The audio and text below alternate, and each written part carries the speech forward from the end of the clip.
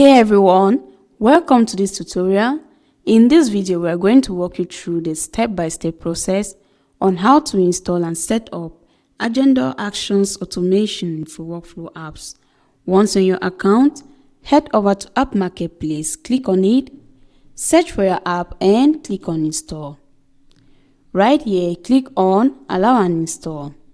Once your app has successfully been installed, you're going to refresh your tab and click on the custom page.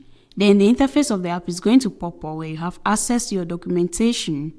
Under the tutorials, you're going to have access to the Smart Queue video, which is going to serve as a guideline on how to get the necessary credentials. You're going to click on token and you're simply going to copy your token.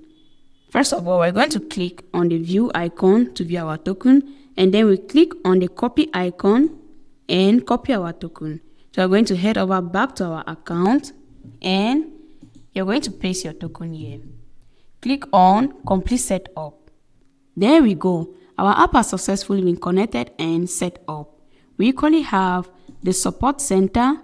At the HighLevel support center, you can create a ticket for our support team, or you can book a call with our support team.